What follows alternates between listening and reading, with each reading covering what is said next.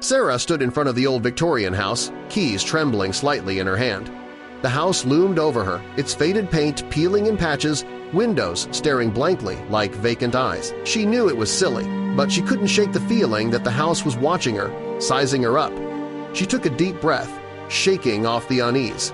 It was just nerves, she told herself, but before we start, smash the like button and make sure to subscribe if you haven't, and hit that notification bell so that you won't miss any new stories.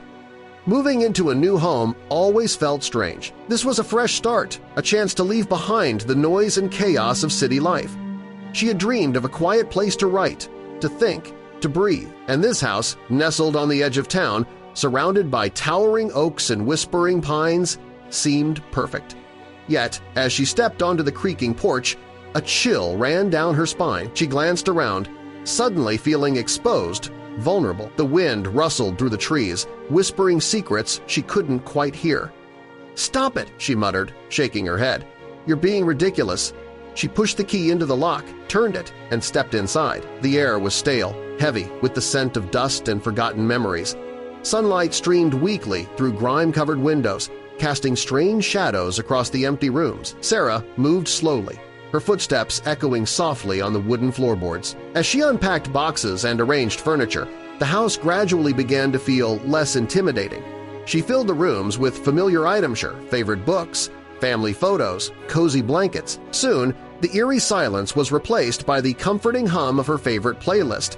But still, something lingered, a feeling she couldn't quite shake. Days turned into weeks, and Sarah settled into a comfortable routine. She spent mornings writing in the sunny kitchen nook, afternoons exploring the sprawling grounds, and evenings curled up by the fireplace with a good book. Yet every night, as she lay in bed, she heard faint creaks and whispers from above. At first, she dismissed it as the house settling, old wood expanding and contracting.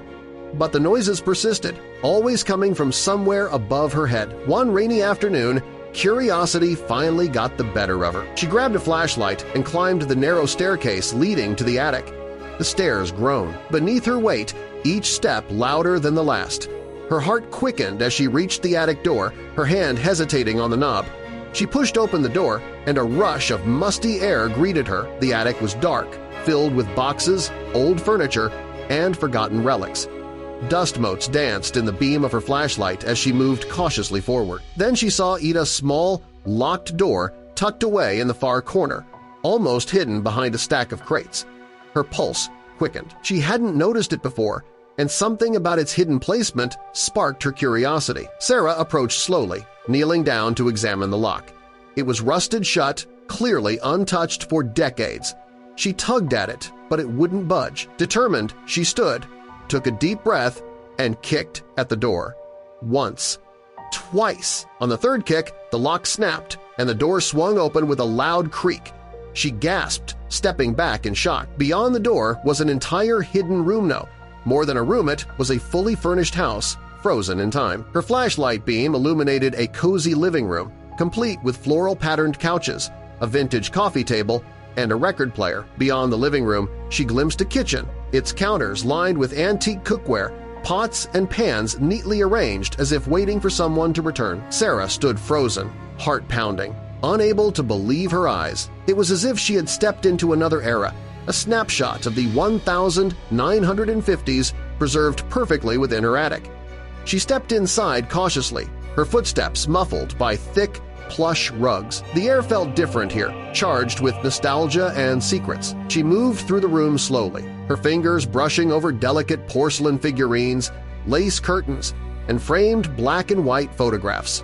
Who had lived here? Why had they hidden this place away? In the bedroom, Sarah found an ornate vanity, its mirror clouded with age. She opened the drawers carefully, discovering old letters tied with faded ribbon, photographs of smiling faces, and a worn diary. She sat on the edge of the bed, heart racing as she opened the diary. The pages were brittle, ink faded, but the words were still legible. "My sanctuary," the first entry read.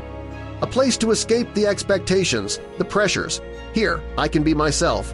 Sarah read on, captivated. The diary belonged to a woman named Eleanor Hartwell, a wealthy heiress who had built this hidden retreat to escape the suffocating demands of her glamorous life.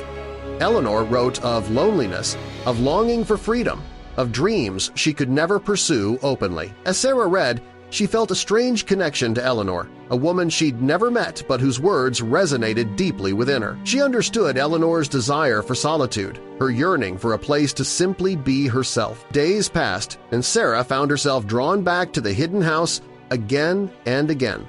She cleaned away the dust, polished the furniture, and played old records on the vintage phonograph. The hidden attic house became her sanctuary, to a peaceful retreat from the modern world.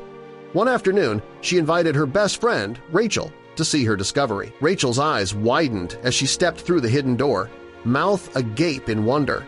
"This is incredible," Rachel whispered, running her hand over the velvet couch. "People need to see this."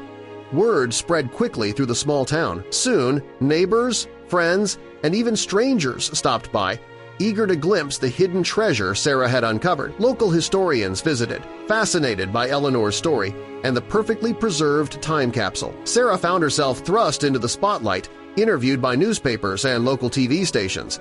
She felt proud, excited to share Eleanor's story, but also protective of the hidden house. She didn't want it to become a tourist attraction, stripped of its quiet charm. One evening, as the visitors finally dwindled, Sarah sat alone in Eleanor's living room, sipping tea from a delicate porcelain cup. The house was quiet again, peaceful. She closed her eyes, imagining Eleanor sitting beside her, sharing stories, dreams, and laughter. She realized then that she couldn't let this place become just another curiosity. It was special, so create a reminder of the importance of solitude, of being true to oneself.